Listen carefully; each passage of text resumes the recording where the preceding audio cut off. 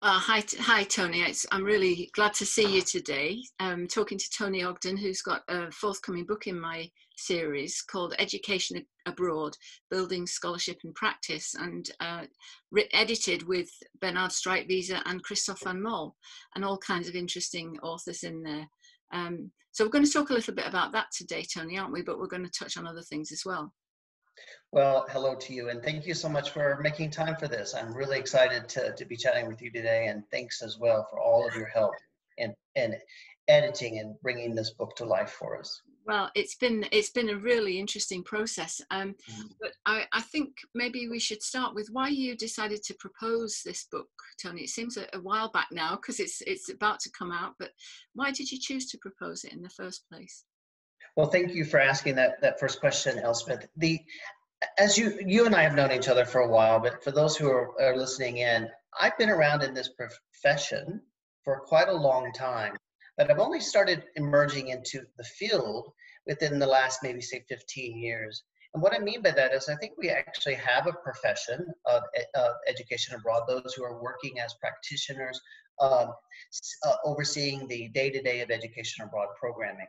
But in recent years, I think as the profession and as education abroad has grown over time, at least by student numbers, we've seen an increase in scholarly attention to education abroad in many different ways. Here in the United States, the Forum on Education Abroad hasn't been around all that long, but it was only recently when we produced the first outcomes assessment guide, and the focus initially was on outcomes assessment. Now, the research and scholarship around education abroad has become much more sophisticated in many different ways over time.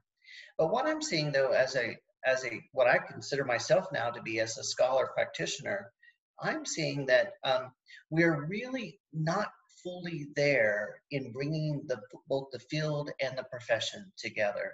In other words, I think the profession, those of us who are working as practitioners in day-to-day education abroad program management, really need to shape the scope and the direction of the scholarship. And in turn, the scholarship should really inform our practice. I'm not terribly sure that we're there yet.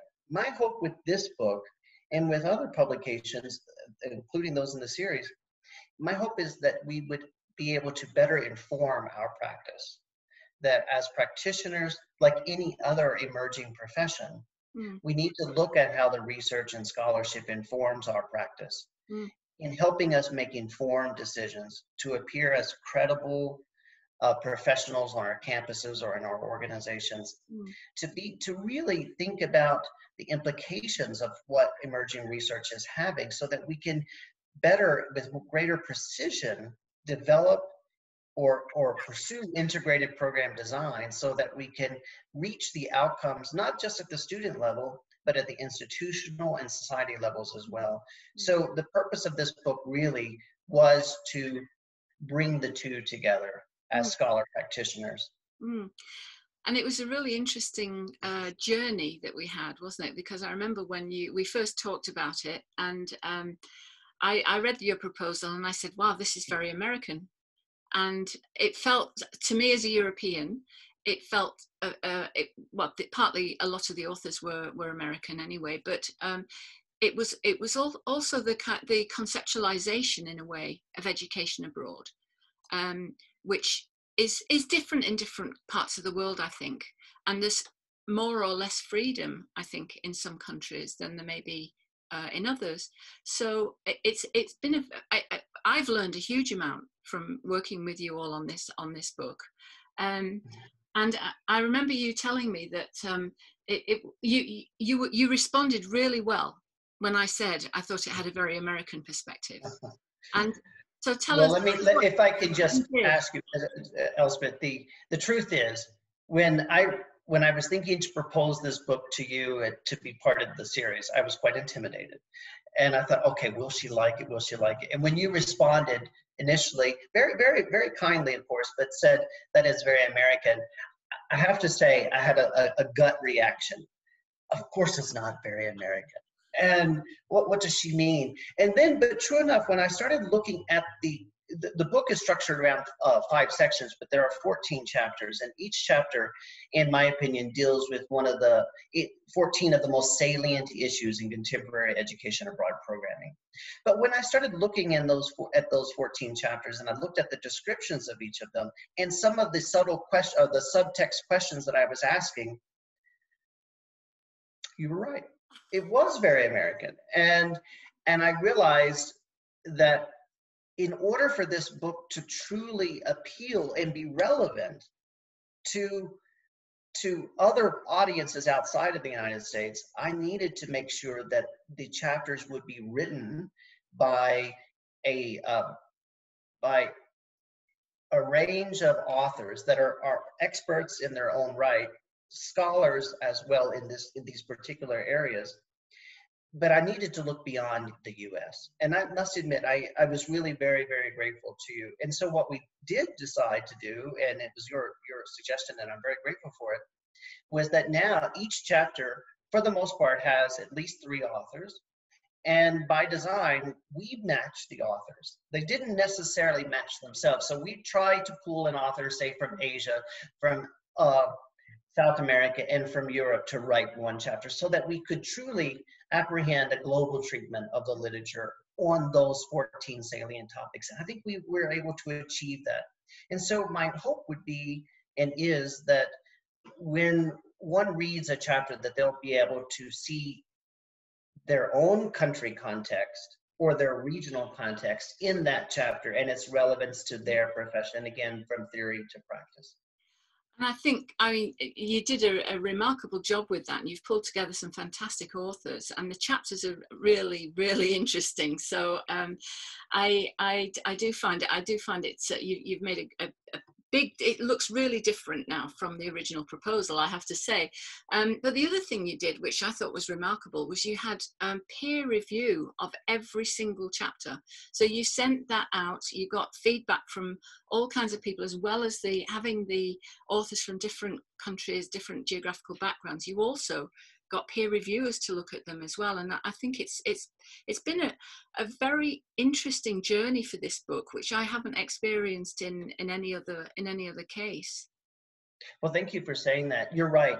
Not only did we select the authors, but each chapter had 2 peer reviewers, and those peer reviewers had to be, yet again, from different regional or internationally regional context. And so I think that really helped to provide a more grounding, more balanced, without making it so neutral that it doesn't have relevancy. Now, sure enough, certain topics will apply to certain regions of the world more readily than others.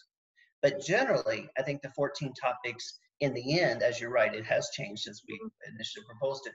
I think those 14 chapter topics are globally relevant, irrespective of the cultural or national context. Yeah.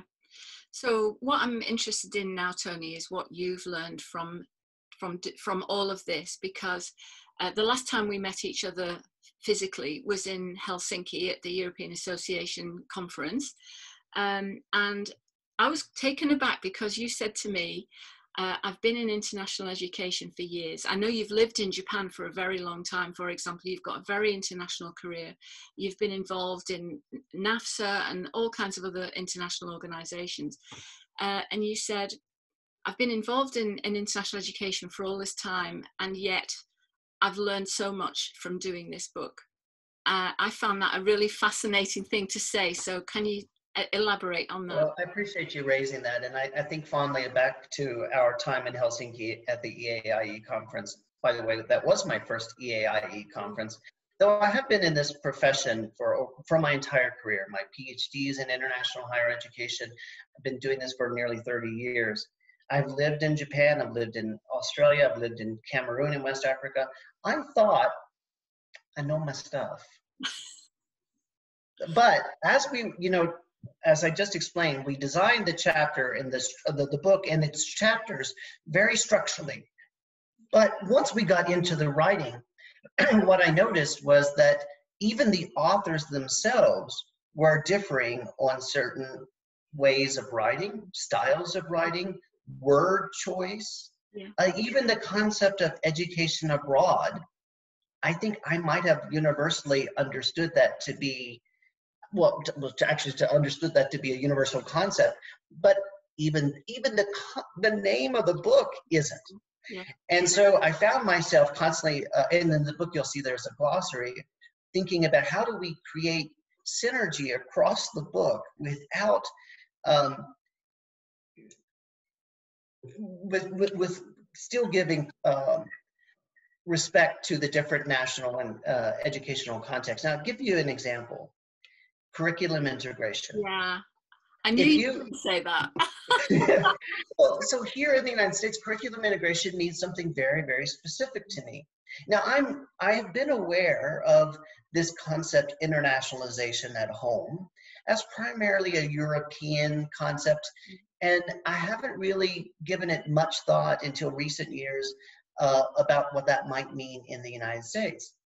So when I was discussing the chapter with Betty Leese, the chapter author, she and I had many back and forths because I was pretty adamant we needed to focus on curriculum integration, and I really wanted her to ask, is it working? What does the research and scholarship say? Is curriculum integration effective? We're all talking about it.